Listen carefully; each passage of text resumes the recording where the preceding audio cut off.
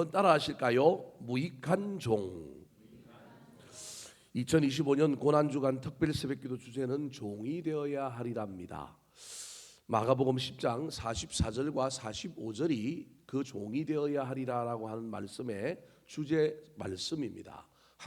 다시 한 번 더 읽어볼까요? 자, 마가복음 10장 44절과 45절 말씀입니다. 시작.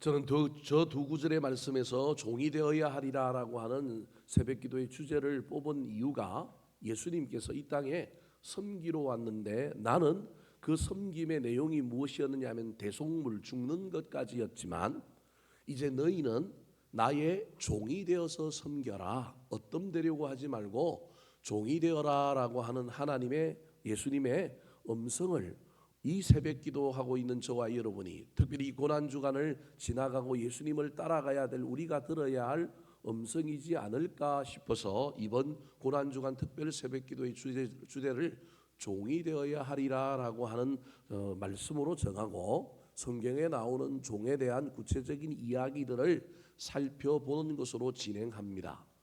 어제는 용서받은 종이라고 하는 제목으로 1만 달란트 빚진 자와 100데나리온 빚진 자 사이에 있었던 이야기를 통하여 종의 영성, 종이 가져야 될 가장 기본적인 자세는 은혜를 잊어버리지 않는 거다.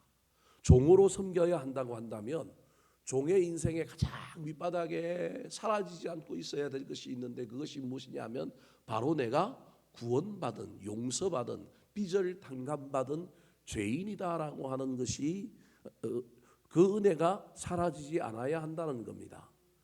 그래서 우리의 정체성, 종의 정체성은 1만 달란트 빚진 자의 정체성입니다.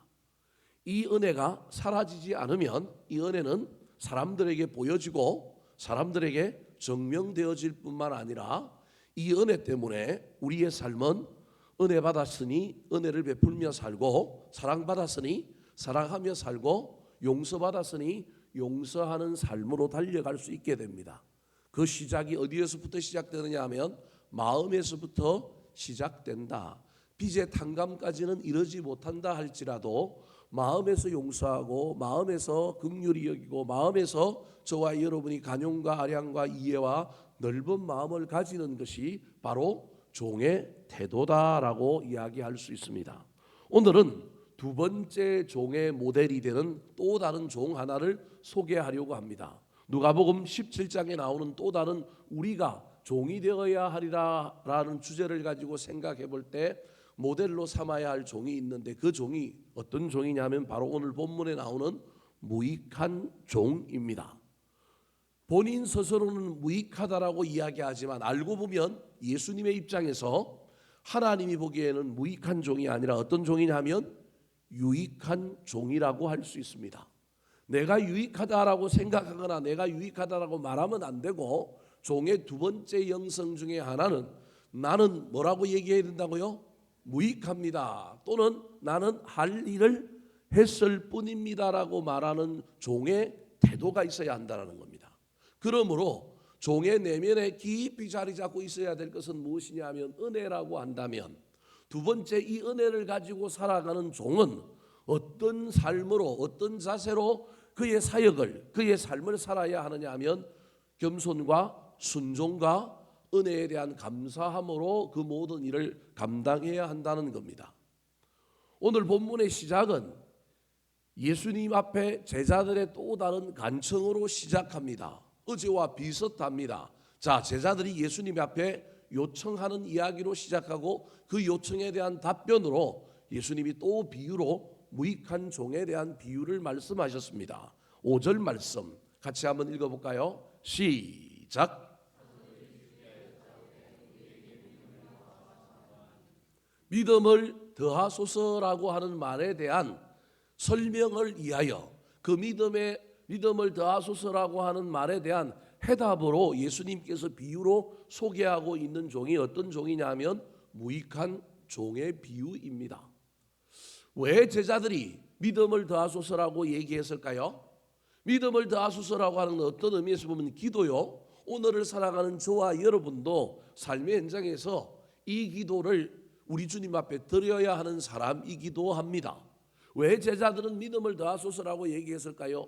그 이유는 오늘 본문 앞에 있는 1절부터 4절에 대한 내용이 때문에 그렇습니다.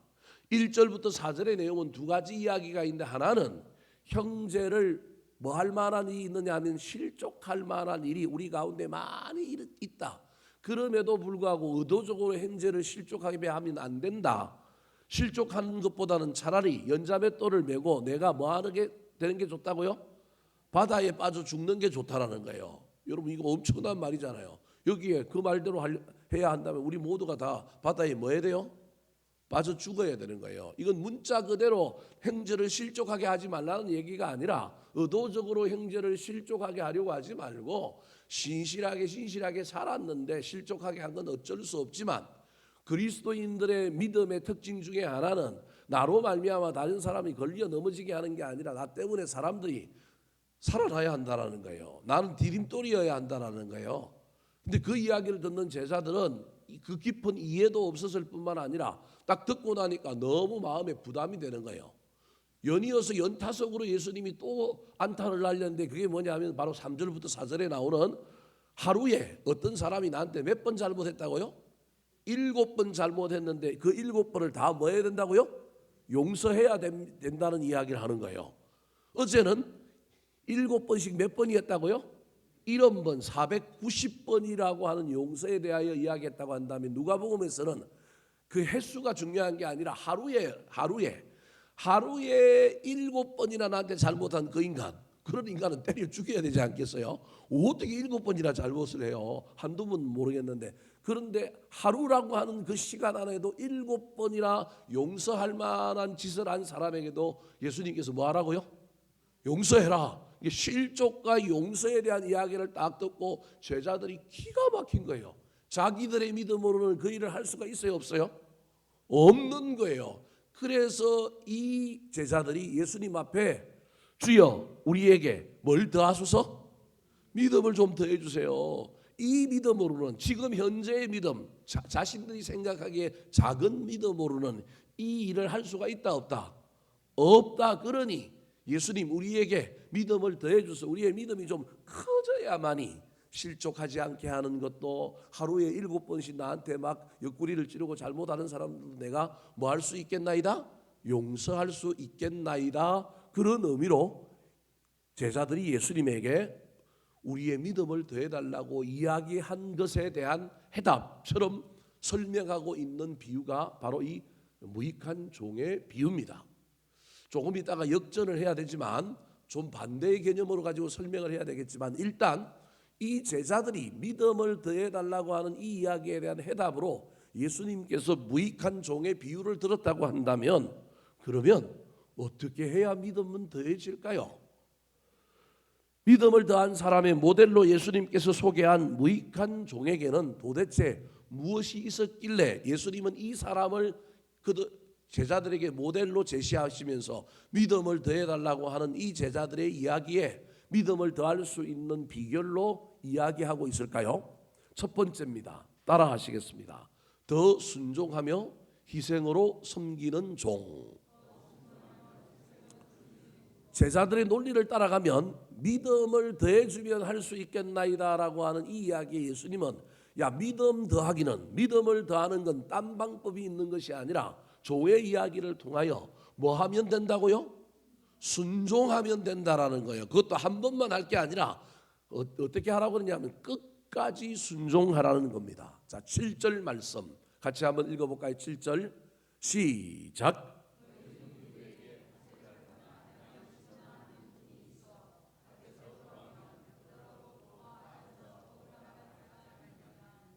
자, 어떤 종에게 주인이 일을 시켰습니다. 밭에 나가라, 밭 갈아라, 양을 쳐라. 그래서 해가 지도록 수고하고 순종하여 그 모든 일을 다하고 왔는데, 주인이 나보고 수고했다는 말도 안 하고, 야, 와서 밥 먹으라도 하지 안 하고 앉아서 먹으라 말하는 사람이 없어요. 일하고 왔는데도 뭘 잘했다고 칭찬하거나 일했는데도 수고로 이 밥 한 그릇 더 먹어라. 흔히 오늘날 우리나라 예전에 조선시대에 종이 있어도 종한테 저렇게 안 대할 텐데 앉아서 밥 먹으라고 하지 않는다라는 거예요. 종이 열심히 일하는 사람인 겁니다. 근데 이 사람을 향하여 8절에 더 많은 일을 시킵니다. 8절 같이 한번 읽어볼까요? 시작.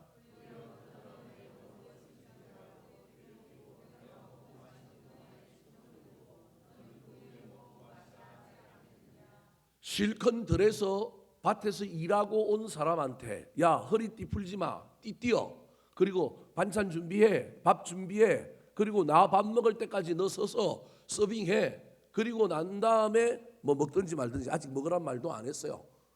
실컷 수고하고 왔는데 수고한 나에게 칭찬은커녕 와서 밥 먹으라고 뭐 밥을 좀 차려놓고 주는 것도 아니고 주인이 뭐라고 얘기하냐면 나 밥 먹는데 너 수종 들으라고 이야기하고 있는 거예요. 나중에 더 나아가서는 밥 먹으라는 말은 오늘 본문에 하나도 없어요. 더 나아가서 종한테 뭐라고 얘기하느냐 하면 종이 나는 무익한 종이요. 나는 뭘 했다고요? 할 일을 했을 뿐이다라고만 말하는 이야기로 오늘 본문이 끝나요. 오늘 본문에 의하면 종은 밥을 먹었어요? 못 먹었어요? 못 먹었어요. 쎄 빠지게 뭐만 한 거예요? 일만 한 거예요. 낮에도 일하고 저녁에도 뭐 한 거예요? 일한 거예요. 여러분 오늘날 이야기로 하면 이 노동청에 고발을 해야 될 뿐만 아니라 오늘날의 이야기하면요 이 종은요 절대 집에 있으면 안 되고 도망가야 됩니다. 여러분 일하기 싫다고 도망가야 될 정도의 종이 아니라 완전히 종속되어 있는 종, 즉 예수 그리스도의 제자는요 월급 받는 종이 아니고요 완전히 노예와 같은 종이다라고 하는 의미를 이 안에 깔고 있는 거예요. 여러분 이 말을 들으면 저와 여러분 부담될 수 있어요. 근데 예수님께서 지금 제자들에게 이 얘기하는 거예요. 너희들은 은혜가 그 밑바닥에 있어야 될 뿐만 아니라 은혜 위에 무엇을 가지고 있어야 되느냐 하면 섬김이라고 하는 단어를, 특별히 순종하여 섬김이라고 하는 걸 가지고 있어라. 이게 종의 바른 자세다라고 이야기하고 있는 거예요.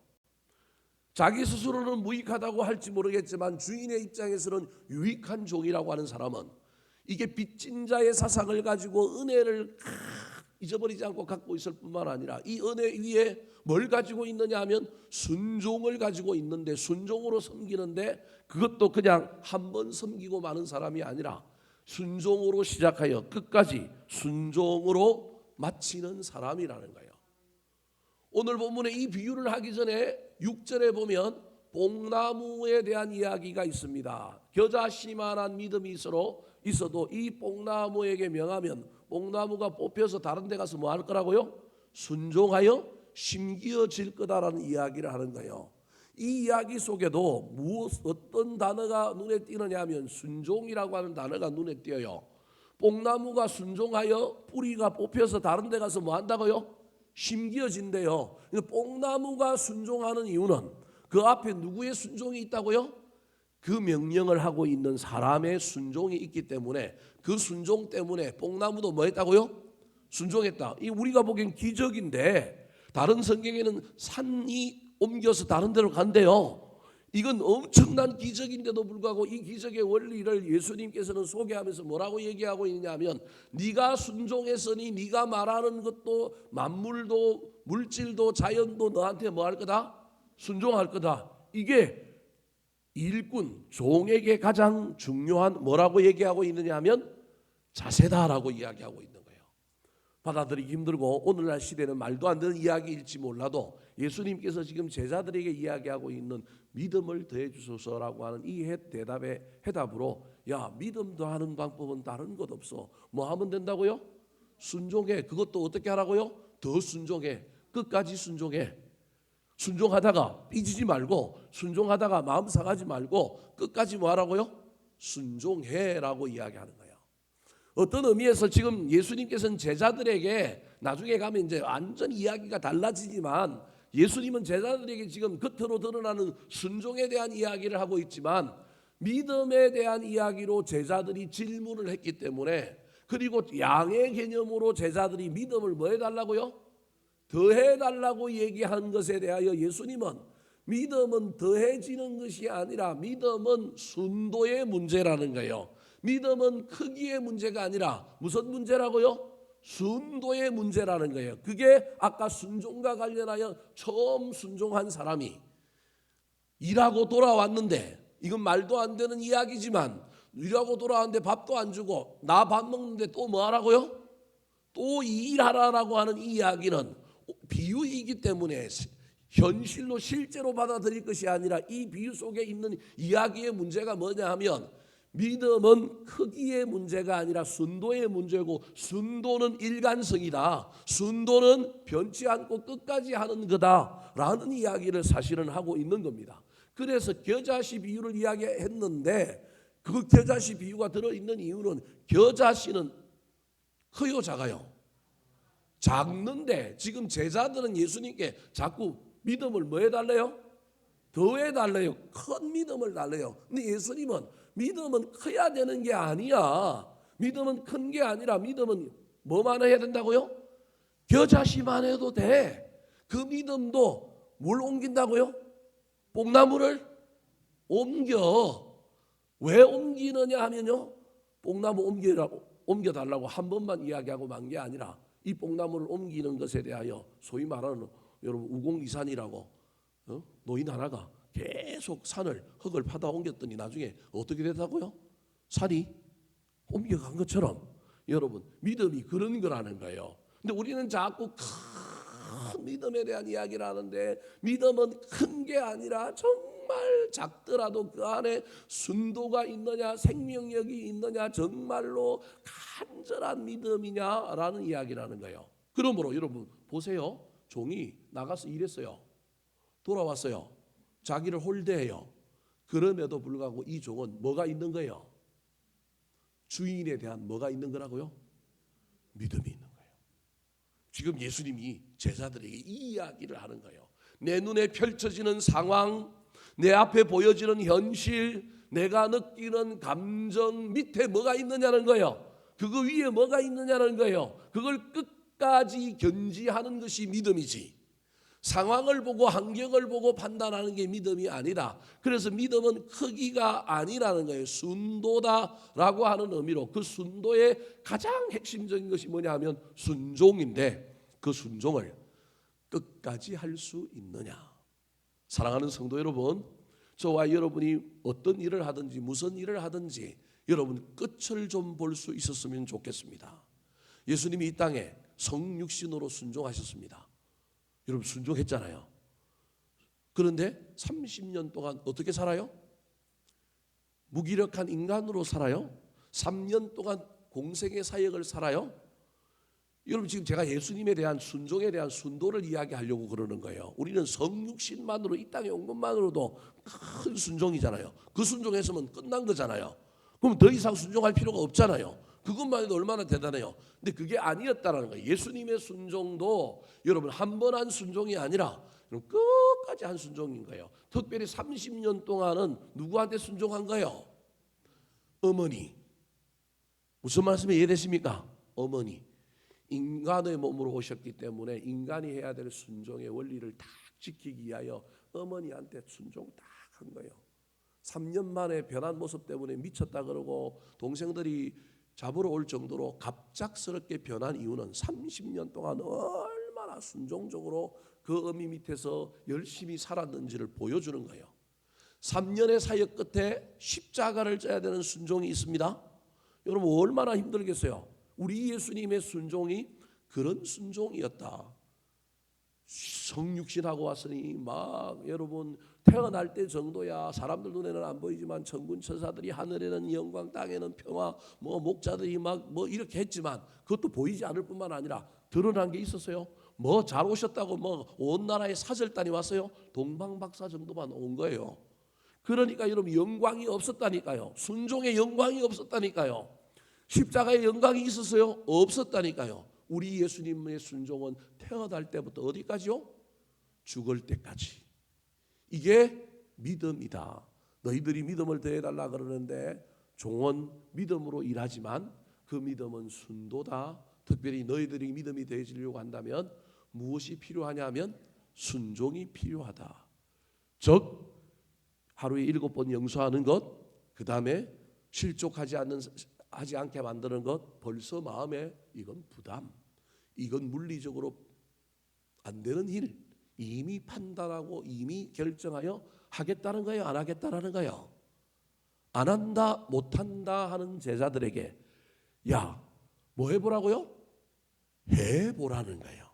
해보겠다는 마음으로 넘어지고 자빠지더라도 해라. 이게 순종이라는 거예요.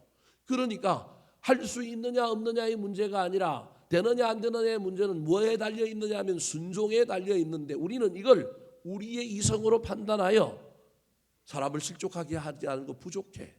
안 돼. 하루에 7번 나한테 힘들게 하는 사람 용서 못해. 그래서 순종하겠다는 거예요, 안 하겠다는 거예요? 안 하겠다라는 거예요. 내 머리가 받아들이지 않으니까, 내 이성으로 이게 이해되지 않으니까, 할 수 있는 일이나 되는 일이 아니라고 여겨지니까 여기에 뭐가 없는 거예요? 믿음이 없는데, 본인들은 믿음이 있는데 믿음을 어떻게 해달라고요? 크게 해달라는 거예요. 여러분, 순도는요 작아도요 진짜예요. 홍삼이 뭐 얼마 들어있어야 되는데 큰 게 들어있느냐 어디에 들어있느냐 상관없이 그 안에 순도가 지켜지면 그건 진짜라는 거예요. 사랑하는 성도 여러분, 저와 여러분의 믿음에 순종이 사라지지 않고 순종이 중간에 끊어지지 않는 하나님의 종들이 되기를 예수님의 이름으로 축원합니다. 두 번째, 스스로는 무익한 종이라고 하지만 하나님께서 유익한 종이라고 하는 이 사람은 무엇이 있기에 우리 하나님은 스스로 무익하다고 하는 사람을 유익하다고 생각하실까요? 믿음을 더해달라고 하는 제자들에게 이 무익한 종을 모델로 보여주셨는데 이 사람에게는 무엇이 있었길래 믿음이 더해질까요? 따라 하시겠습니다. 공로를 주장하지 않는 겸손한 종. 단순하게 논리적으로 따라가면 믿음을 더해달라고 하는 이 제자들의 이야기에 이 무익한 종의 비유를 통하여 예수님이 해답처럼 주고 있는 이야기는, 믿음을 더하는 방법은 뭐 하는 거냐 하면 순종하는 거다. 끝까지 순종하는 거다. 믿음을 더하는 건 뭐냐 하면 내공을 주장하지 않고 뭐 하는 거라고요? 겸손이다. 믿음을 더하는 방법은 순종과 겸손이라고 지금 이야기하고 있는 겁니다. 개교회에 임직자들을 세울 때마다 교회가 홍역을 치릅니다. 우리 교회도 3년마다 임직자들을 세우는데요, 되는 사람이 있는가 하면 안 되는 사람이 있습니다. 목사인 제 입장에서 보면 돼도 문제고 안 돼도 문제인 거예요. 돼도 역기능이 나타나고 안 돼도 상처받고 힘들고, 이거 해야 될까 말아야 될까. 그래서 어떤 교회처럼 전부 직분 만들지 말고 그냥 다 성도라고 부르고 갈까, 50세 넘으면 다 근사라 그러고 50세 넘으면 다 장로라고 부를까. 별 고민들이 참 많습니다. 여러분, 내가 임직자로 피택을 받았다? 여기에 공로가 있는 거예요. 누가 잘해서? 내가 잘했어. 내가 지금 대통령 선거되는 것처럼, 국회의원 선거되는 것처럼 내가 잘한 것 때문에 인기를 얻어서 내가 피택되었다. 투표라고 하는 민주적인 절차를 거치다 보니 우리는 이게 하나님이 있다라고 늘 이야기하지만 입으로는, 머리로는 우리가 모든 직분자를 세우시는 주인은 누구라고요? 하나님이라고 이야기하지만 절차 속에 이런 과정을 거치다 보니 된 사람은 은연중에, 물론 대놓고 그런 사람도 있겠지만 대부분 은연중에, 여러분, 하나님의 은혜라기보다는, 하나님이 나를 선택하셔서 나를 세워주셨다기보다는 누가 됐다고요? 내가 됐다라고 하는 이 교만이, 이 문제가 우리 안에 잠복해 있는 거예요. 그래서 처음에는 이 문제가 드러나지 않다가 여러분, 세워진 사람도, 피택된 사람도, 선택된 사람도 여러분 자꾸 공로에서 벗어나지 못하는 거예요. 은혜로 세움 받은 거예요. 그래서 나는 은혜로워야 된다니까요. 교만하면 안 돼요. 이게 용서받은 종의 이야기와 똑같은데 이걸 그 이야기로 못 받아들이는 거예요. 우리는 내가 공동체에 공헌했고 내가 뭔가를 했고 그래서 내가 존경받을 만하고 나는 교회의 지도자가 될 만한 사람이다라고 하는 이 의식이 우리 가운데 남아있어서 된 사람도 문제가 되는 거예요. 평소 때는 아무런 문제가 없다가 긴장과 갈등이 있으면 여러분 이 공로 의식이 발현이 되어서 이것 때문에 긴장이 정폭되고 갈등이 더 심해지는 문제가 생기는 거예요. 안 된 사람은 어떨까요? 내가 얼마만큼 신앙생활을 잘했는데, 내가 얼마나 헌신했는데, 내가 얼마나 열심히 신앙생활을 했는데 왜 내가 안 되지? 여러분, 이게 또 떨어진 사람에게 문제인 거예요. 내가 안 된다니, 저 사람은 되고 내가 안 되고, 이거 얼마나 쪽팔려. 이래가지고 또 신앙생활이 또 힘드는 거예요. 난 도저히 이 교회에 못 다니겠어. 나 이게 부끄러워서 다닐 수가 없어. 여러분, 이게 오늘날 직분자를 세우는 문제인 거예요. 우리는 믿음으로는 뭐라고 얘기하냐면, 누가 세웠다고요? 하나님이 세웠다고 얘기하는 거예요. 그러면 핵심은 뭐예요? 일이잖아요. 뽑히든 안 뽑히든 뭐 하면 되는 거예요? 우리 말은 쉽게 하지만 여러분, 실제로 돼보세요. 이게 되나 안 되나. 이게 정말 힘들다니까요. 여러분, 직분을 준 것도 여러분 뭐 여러 가지 이유 중에 하나는, 종은 뭐 하는 사람이에요? 저와 여러분이 종이잖아요. 오늘 본문에 우리 종이 되어야 하리라, 이 주제를 가지고 지금 열심히 예수님 따라서, 예수님은 대속물로 죽기까지 살았지만 우리는 예수 그리스도의 종으로 이 땅에서 살겠다, 그런 의미로 종이 되어야 하리라 할 때, 종은 뭐 하는 사람이에요? 일하는 사람인 거예요. 집에서 일하든 바깥에서 일하든 총무가 됐든 뭐가 됐든, 여러분 핵심은 뭐 하는 거예요? 일하는 건데요. 여러분, 이제 일이 안 되는 거예요. 세워놔도 일을 안 하고요. 떨어지면 떨어졌다고 일을 안 하는 거예요. 본질이 없는 거예요. 오늘 본문의 이야기가 그 얘기라는 거예요. 오늘 본문에서 우리가 인권을 가지고 상식을 가지고 이해하면 이 주인이 정말 말도 안 되는 주인이지만, 여러분, 이 주인이 성경에 누구예요? 하나님이라니까요. 오늘 본문에 무익하다라고 말하는 사람, 그것도 본인이 말한 게 아니라 이 주인이, 너는 뭐라고 얘기해야 된다고요? 나는 무익한 종이라, 나는 뭐 해야 할 일을 할 뿐이었습니다라고 말하는 거예요. 말하라는 거예요. 본인이 한 것도 아니고 주인이 지금 그 종한테 실컷 일하고 돌아가고 밥도 못 먹는데 끝까지 주인이 식사 챙겨준 사람한테 뭐라고 얘기하느냐 하면요, 마지막에 너 이렇게 얘기해야 돼 나한테. 나는 무슨 종이라고요? 무익한 종입니다. 나는 무슨 일을 했다고요? 해야 할 일을 한 것뿐입니다라고 너 말해야 돼. 본인이 한 고백도 아니에요. 주인이 억지로 강제적으로 이런 이야기를 해야 되는 사람이 너야. 그 얘기인 거예요. 오늘 본문의 이야기를 따지고 보면 얼마나 이게 힘들어요, 우리 인간의 입장에서 보면. 근데 이 이야기의 그 주인이 누구냐 하면 하나님인 거예요. 사실은 이 이야기가 오늘 살아가는 저와 여러분의 이야기여야 되는데, 우리는 이 성경의 이야기와는 너무 동떨어진 세계에서 살고 있는 거예요. 오염이 돼 있고, 사회에 또 다른 어떤 단체가 있고 어떤 공동체가 있고, 거기에서 굴러가는 것들이 보여지다 보니까 그게 어디로 들어와 있느냐면 교회 안으로 들어와서 우리 똑같이 생각하는 거예요. 성경이 우리한테 이야기해 주는 이야기가 있는데 그 이야기는 온데간데 없고요, 세상에서 배운 거, 세상에서 본 게 교회 안에도 그대로 적용되는 거예요. 아니에요. 우리의 기준은 오늘 본문에 이거예요. 이영기 목사도 한때 이걸 이해 못해가지고, 나는 작은 교회 와가지고 목사할 사람이 아닌데 난 큰 교회 가서 해야 되는 사람인데, 여러분 이것 때문에 제가 목회하는데 얼마나 힘들었는지 모릅니다. 초창기에 뭐 완전히 해결된 건 아니지만 그나마 그래도 이 진리를, 이걸 깨닫고 나니 큰 교회 목사들 부러워하지 않고, 하나님은 나한테 여기에 맡겨주셨구나, 이 생각 가지고 가는 거예요. 여러분, 일꾼 종의 태도 중에 하나는 절대 뭘 주장하면 안 된다고요? 공로를 주장하면 안 된다라는 거예요. 종에게 있어야 될 건 순종이고요, 종에게 없어야 될 건 뭐라고요? 공로라는 거예요. 9절과 10절 말씀 같이 한번 읽어볼까요? 시작.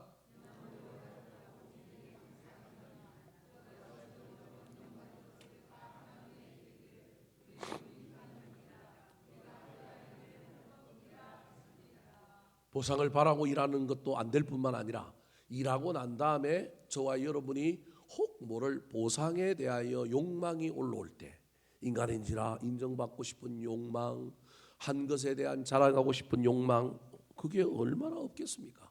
그럼에도 불구하고 여러분, 저와 여러분이 오늘 이 본문에서 이 이야기 속에 나오는 이 종에게서 배워야 할 것은, 여러분, 나를 위하여는 무익하고 공동체와 하나님과 다른 사람에게는 무슨 종이 되라고요? 유익한 종. 실제로는 무익한 종이지만 알고 보면 뭐라고요? 유익한 종인 거예요. 나한테는 무익해야 된다는 거예요. 얼마나 이게 어려워요. 그런데 그렇게 무익하려면 다른 사람에게 유익하려면 내 공을 주장하면 된다, 안 된다? 안 된다. 여러분, 인간이 욕구가 얼마나 있습니까? 자기를 실현하고 뭔가 한 것에 대한 의미를 부여하려면 여러분, 이거 없이 어떻게 살 수 있겠습니까? 제가 존경하는 목사님 중에 한 분, 여러분, 청량리 중앙교회에 임택진 목사님이라고 하는 분이 있는데요. 우리 한국교회 어른이었고요. 아주 귀한 분인데요. 이분이 마지막 청량리 중앙교회, 청량리에 가면 그 이생병원하고 정신병원 있는 그 맞은편에 아주 달동네에 교회가 있었는데, 이분이 은퇴하시면서 은퇴하는 순간에 마지막 예배 때 목사님한테 한마디 하라 그랬는데, 이분이 딱 나와서 오늘 본문에 나오는 이 구절을 딱 읽고, 저는 이제 무익한 종으로 그동안 내가 한 일이 하나도 없고 내가 교회 정말로 내가 제대로 일한 일이 없어서 나는 무익한 종이고 한 일은 내가 해야 할 일을 한 것뿐입니다. 인사하고 그대로 그 교회에서 그냥 조용히 사라지셨습니다. 얼마나 큰 어른인지 모릅니다. 그 어른 밑에서 수많은 한국교회의 귀한 목회자들이 나왔습니다. 사랑하는 성도 여러분, 종의 가슴 밑바닥에는 은혜가 사라지면 안 됩니다. 근데 이 종은요, 어떻게 일을 하며 가야 되느냐 하면요, 여러분, 순종하며 가야 되고요. 그것도 더 순종하고 끝까지 순종해야 될 뿐만 아니라 순종을 다한 후에도 여러분, 나는 일하는 사람이기 때문에 일을 했을 뿐이다. 나는 직분을 줬던 직분을 주지 않았던 내가 해야 될 일은 뭐 하는 거라고요? 일하는 거다. 그리고 일해놓고도 뭔가를 이루어놓고도 나는 이루었다고 뭔가 다른 사람들에게 인정받고 다른 사람들로부터 내가 의시되고 내가 자라가고 싶어하는 이 욕구로부터 저와 여러분이 우리를 얼마나 잘 관리하느냐. 그래야만이 훗날 우리는 저 천국에 가서 하나님께 칭찬 다 받을 겁니다. 이미 이 땅에서 칭찬 다 받는 일에 저와 여러분이 인생을 소비하지 말았으면 좋겠습니다. 하루에 7번 나를 힘들게 하는 사람 용서하는 것도 힘들지만, 사람을 실족치 않게 하는 것도 힘들지만, 그럼에도 불구하고 하나님의 명령이라고 한다면 여러분 순종하고 도전해야 되는 것처럼 이 일도, 공로를 주장하지 않는 일도 참 어려운 일이지만 여러분 그럼에도 불구하고 이건 안 되라고 이야기하지 말고 저와 여러분이 순종함으로 이 공로를 주장하지 않는 겸손한 종이 되도록 열심히 달려가는 저와 여러분이 되기를 예수님의 이름으로 축원합니다. 마지막입니다. 오늘 본문에서 말하고 있는 이 무익한 종의 이야기가 우리에게 주는 또 다른 교훈은 무엇일까요?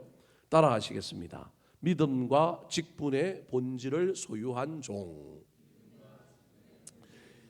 이미 두 번째에서 다 이야기한 내용입니다. 자, 오늘 본문을 읽을 때 두 가지 의문점을 가지고 읽어야 합니다. 하나는 믿음을 더해달라는 이야기, 이 제자들의 이야기에 예수님께서 비유로 설명하고 있는 이 무익한 종의 비유를 우리 주님이 설명하시면서 믿음을 더해달라고 하는 예수님 제자들의 이 이야기를, 믿음을 더해달라고 하는 이 사건, 이 사실, 이 태도 하나에 대하여 우리 예수님이 보이는 반응이 긍정적이냐 부정적이냐는 거예요. 우리는 믿음을 더해달라고 하는 이 말이, 그 말만 떼놓고 보면 신앙생활에서 이거 괜찮은 거잖아요. 나쁜 게 아니잖아요. 근데 오늘 본문의 뉘앙스는 예수님이 믿음을 더해달라고 하는 이 제자들의 이야기를 긍정적으로 받아주고 있지는 않습니다.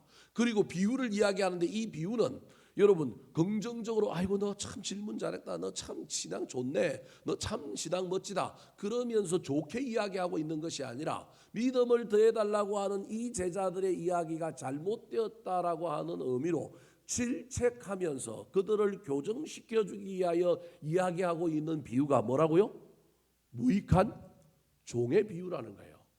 또 하나, 두 번째 해야 될 질문은 믿음을 더해달라고 하는 이 제자들의 이야기 속에 무익한 종의 비유가 나왔는데, 종의 비유가 바로 나오면 좋겠는데 바로 나오지 않고 그 앞에 이야기 하나가 더 나왔는데 그게 뭐에 대한 이야기가 나왔어요? 겨자씨가 만한 믿음이 뽕나무를 옮기는 이야기가 나온 거예요. 그러면 종의 비유만으로도 설명이 안 되거나 논리가 완성이 되지 아니하여서 이 겨자씨에 대한 이야기, 겨자씨만한 믿음이 이야기가 들어있다라고 해석할 수밖에 없다라는 거예요. 너무 막 복잡하게 설명해서 여러분들 머리가 헷갈릴 텐데 결론은 뭘까요? 예수님이 왜 이렇게 종의 비유를 이야기하고 질책하듯이 이야기하고 왜 이렇게 이야기할까요? 아까 이야기했잖아요. 예수님이 이렇게 얘기하고 있는 이유 중에 하나는 제자들은 지금 어떻게 예수님에게 이야기하고 있냐 하면 우리가 믿음이 작아서 그러니까 양을 좀 크게 해주시면 믿음을 크게 해주시면 우리가 그 일을 하겠습니다라고 이야기하는데 여러분 이거 믿음이 커져도 그 일을 할 수 있다는 거예요? 못한다는 거예요? 못한다는 거예요. 지금 못하는 일은 나중에도 된다 안 된다? 안 된다. 지금 나누지 못하고 지금 섬기지 못하고 지금 희생하지 못하면 나중에도 안 되는데도 불구하고 우리는 나중에 될 것처럼 생각을 한다는 거예요. 대학교 가면 신앙생활 잘할 수 있어. 야 고등학교 때는 연애하지 말고 대학 가면 뭐 하라고요? 연애해. 말은 맞는 것 같지만 사실은 이게 아닐 수도 있다라는 거예요. 마찬가지로 지금 믿음을 더해달라고 하는 이 이야기 속에 예수님은 믿음을 더해서 될 일이 아니라는 거예요. 그러면서 설명하고 있는 비유가 뭐냐 하면 무익한 종에 대한 이야기보다 먼저 이야기하고 있는 것이 뭐냐 하면 겨자씨인 거예요. 겨자씨의 이야기의 핵심이 뭐냐 하면 믿음은 크기가 아니라 믿음은 살아있느냐 살아있지 않느냐의 문제라는 거예요. 그걸 제가 아까 뭐라고 얘기했냐면 순도라고 얘기했습니다. 겨자씨만한 믿음일지라도 뭐하면 살아있으면 그 믿음은 뭐 한다고요? 자란다. 믿음이 더해지는 게 아니고 믿음이 뭐 한다고요? 자란다. 그 믿음은 커진다. 그런 의미라는 거예요. 그러니까 믿음이라고 하는 것이 크냐 작으냐의 문제가 아니라 그 믿음이 살아있는 믿음이냐 진짜 믿음이냐 지금 그걸 묻고 있는 거예요. 우리는 믿음의 양이 많고 크면 기도가 응답받고 믿음의 양이 많으면 또는 기도의 양이 아주 쌓이고 쌓이면 저도 설교할 때 그렇게 하지만 그렇게 되면 기도가 응답되고 형통하고 복을 받을 것이라고 생각하는데 지금 예수님은 물론 그게 아니다라고 100% 부정하는 건 아니지만 지금 너희들에게 내가 얘기했던 그 실족의 문제와 하루에 7번 용서하는 문제는 그런 의미가 아니라는 거예요. 뭐가 있어야 되느냐 하면 순도 100%짜리의 진짜 믿음. 주님이 말씀하셨으니 된다, 됩니다, 하겠습니다라고 하는 마음이 중요하다라는 거예요. 또 이 믿음을 더해달라고 이야기하는 이 제자들이 믿음을 더해달라고 하는 동기와 목적이 뭐냐는 거예요. 하나님을 위해서 믿음을 더해달라는 거예요? 아니면 자기들을 위해서 믿음을 더해달라는 거예요? 잘 고민해 봐야 됩니다. 제가 지금 어렵게 여러분에게 도전하고 있는 거예요. 한 번도 이런 얘기를 못 들어봤을 거예요. 여러분 믿음의 대상이 누구예요? 하나님이에요. 그럼 믿음은 어디에 쓰여져야 돼요? 믿음은 하나님께 쓰는 거예요. 근데 우리는 믿음을 누구한테 자꾸 쓰려고 그래요? 여러분 저와 여러분이 믿음이라고 얘기할 때 이 믿음은요 저와 여러분이 믿음이 교회 안에서 인정받고 믿음이 성장하고 믿음이 커졌는데 그 믿음은 궁극적으로 누구한테 봉사하는 걸 우리는 생각해요. 나한테 봉사하는 것, 나한테 유익한 것. 지금 예수님께 믿음을 더해달라고 하는데 우리 예수님께서 보기에는 야 믿음 더해주면 뭐 할 건데? 더해진 믿음 갖고 커진 믿음 갖고 너희들 뭐 할 건데? 믿음은 믿음의 대상에게 쓰는 거잖아요. 우리의 믿음의 대상은 하나님이잖아요. 근데 하나님께 써야 될 건데 지금 이 믿음 가지고 하나님께 쓰려고 하는 것이 아니라 믿음을 가지고 누구한테 쓰려고 그러냐면 나한테 쓰려고 그러는 거예요. 종의 비유가 그 뒤에 나오는 이유는요. 종의 목적은 뭐예요? 일하는 거잖아요. 단순하게 이야기하면 종이 왜 있어요? 일하려고 있는 거잖아요. 그러면 종은 뭐 하면 돼요? 일을 하면 되잖아요. 뭐 밥 먹고 인정받고 이거 다 부차적인 거 없어야 된다는 얘기 아니라 밥도 먹어야 되고 인정도 받아야 되지만요. 여러분 이 종의 가장 본질은 뭐예요? 일하는 거잖아요. 그러니까 오늘 본문에서 이야기하고 있는 이 종의 비유는 예수님께서 훗날 제자들이라고 복음 전하고 갈 때 예수님의 자리에 그들이 올라가게 될 거라고요. 사도 바울이 나는 주 안에서 자랑해야 되고 나는 자랑할 것이 하나도 없고 내가 가지고 있는 모든 걸 뭘로 여겼다고요? 배설물로 여겼다라고 하는 이 이야기가 여러분 우리는 그냥 단순히 겸손한 이야기로 여기지만 제가 목사 되어 보니까 강대상에 서 보니까 이 자리가 뭘 훔치기 가장 쉬운 자리냐 하면 영광을 훔치기 가장 쉬운 자리예요. 내 이야기를 하나님의 이야기로 둔갑시킬 수 있고 내 목적을 가지고 다른 사람을 하나님의 이야기로 말미암아 가스라이팅 할 수 있는 위치에 있는 자리가 이 자리인 거예요. 여러분, 이건 저만의 이야기가 아니에요. 우리 각자의 삶의 영역에서 삶을 대할 때 저와 여러분이 가지고 있는 이야기가 다 이런 거예요. 특별히 자본주의 시대의 개인의 성취와 실현을 이해하는 것이 아주 주된 목적으로 살아가고 있는 우리에게 종이 되어야 된다, 믿음은 하나님을 위하여 써야 된다, 이런 얘기하면 여러분 귀에 들릴까요?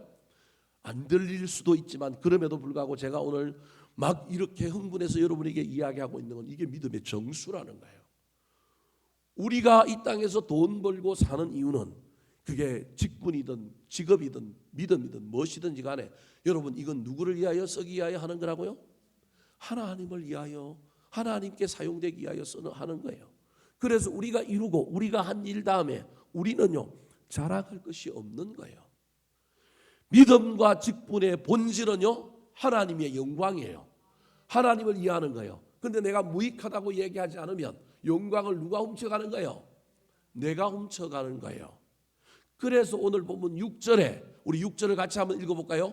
계자시 비유가 무익한 종의 이야기보다 먼저 나오는 거예요. 같이 한번 읽어보겠습니다. 시작.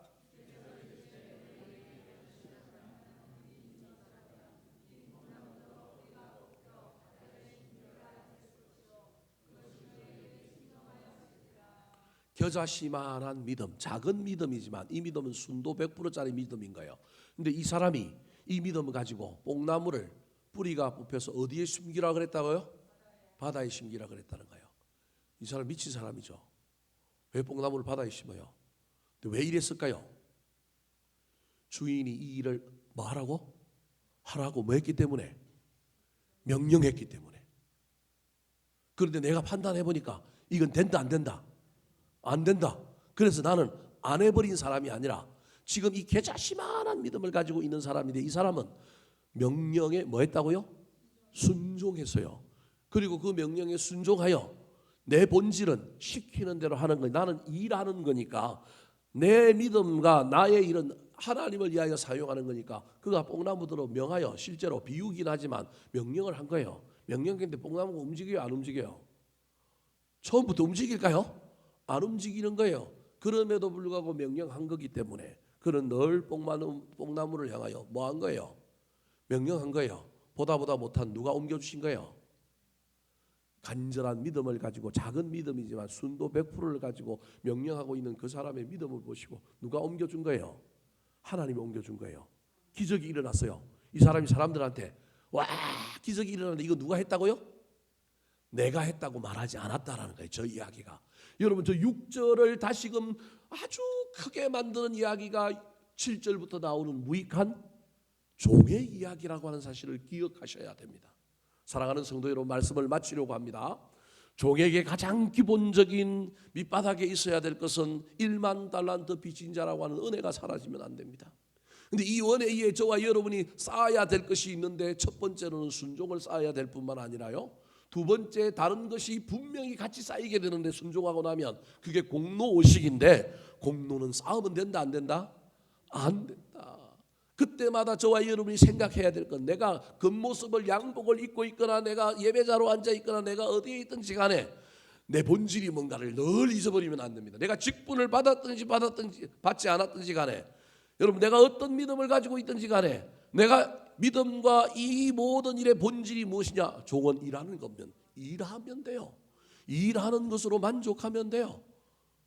저와 여러분이 그 이후에 이 땅에서 영광도 못 받고 사람들이 알아주지 못한다 할지라도 선한 우리 주님이 저와 여러분의 삶을 이 땅에서뿐만 아니라 저 천국에서 반드시 갚아주시고 인정해 주실 것을 믿고 나아갔으면 좋겠습니다. 이 땅에서만 다 받으려고 하지 말고 이 땅에서도 분명히 선한 우리 하나님은 갚아주실 것입니다. 그럼에도 불구하고 이 땅에서 못 갚아진다고 한다면 저 천국에서 반드시 갚아주실 것이다라고 하는 그 믿음 가지고 저와 여러분이 끝까지 순종했으면 좋겠습니다. 은혜 위에 순종을 쌓고 나의 본질을 붙들고 공로는 들어오면 가능하면 이걸 버리려고 애를 쓰고 나아가는 아름다운 믿음의 종들이 다 되시기를 우리 구주 예수 그리스도의 이름으로 축원합니다. 한번 따라 하실까요? 무익한 종, 더 순종하며 희생으로 섬기는 종, 공로를 주장하지 않는 겸손한 종, 믿음과 직분의 본질을 소유한 종.